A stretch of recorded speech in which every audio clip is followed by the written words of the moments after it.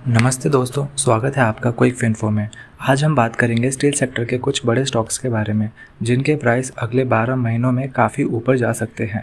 ये स्टॉक्स हैं JSPL, JSW steel, Tata steel और सेल।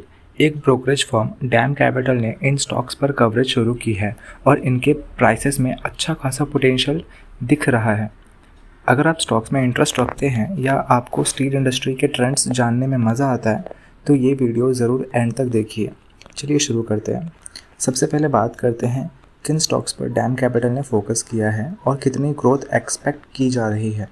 डैम स्टील ने कहा है कि अगले 12 महीने में ये 4 स्टील स्टॉक्स अच्छा रिटर्न दे सकते हैं, जिसमें सबसे पहले पर आता है JSPL।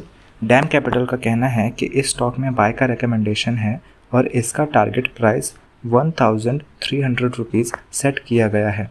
ये करंट प्राइस से लगभग 42% का अपसाइड पोटेंशियल शो करता है। दूसरा है JSW स्टील।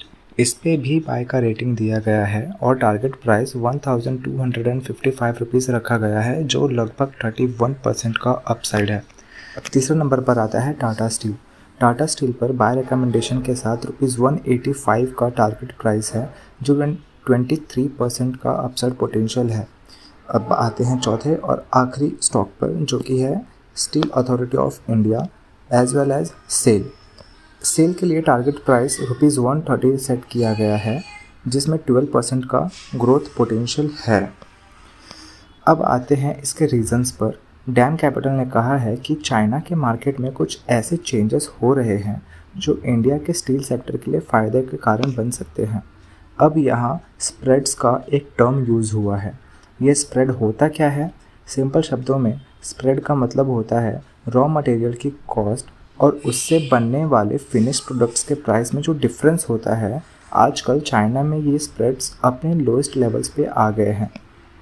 इसका इम्पैक्ट क्या होगा? चाइना के स्टील मिल्स अपना सप्लाई कंट्रोल में रखेंगे और एक्सपोर्ट में कमी हो सकती है अगले साल से, जो स्टील के ग्लोबल प्राइसेस को सपोर्ट करेगा। डैम कैपिटल ने कहा है कि चाइना में स्टील प्राइसेस ने अब अपने लोएस्ट लेवल टच कर लिए हैं और अब वापस बढ़ने के एक्सपेक्टेशंस हैं। आज के टाइम में चाइना में स्टील प्राइसेस $490 पर टन हैं, जो कि फाइनेंशियल ईयर 2026 तक $580 पर टन हो सकता है। इसका फ़ायदा इंडियन स्टील कंपनीज़ को भी मिलेगा, क्योंकि अगर चाइना में प्राइसेस बढ़ेंगे तो ग्लोबली डिमांड सप्लाई को बैलेंस बनने में हेल्प मिलेगी और इंडियन कंपनीज़ को कंपटीशन में भी एडवांटेज मिलेगा। अब बात करते हैं इंडियन स्टील कंपनीज़ के एक्सपांशन की। डैम कैपिटल ने अपने नोट में लिखा है कि इंडियन स्टील कंपनीज़ काफ़ी अग्रेसिवली अपनी प्रोडक्शन कैपेसिटी बढ़ा रही है, जो फ्यूचर में इनके प्रॉफिट्स के लिए एक बफर का काम करेगा। एक्सपांशन का मतलब ये है कि ये कंपनीज़ ज़्यादा स्टील प्रोड्यूस करने में कैपेबल हो रही है। इससे क्या फ़ायदा होगा? वैल्यू एडिशन और कॉस्ट एफिशिएंसी के साथ प्रॉफिटेबिलिटी को और भी इंक्रीज़ किया जा सकता है। अभी तक 2024 में स्टील स्टॉक्स ने कैसा परफॉर्मेंस दिया है, देखते हैं।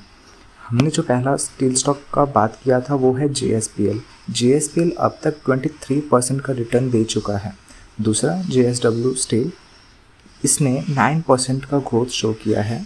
तीसरा टाटा स्टील स्टॉक ने 6% का ग्रोथ दिया है।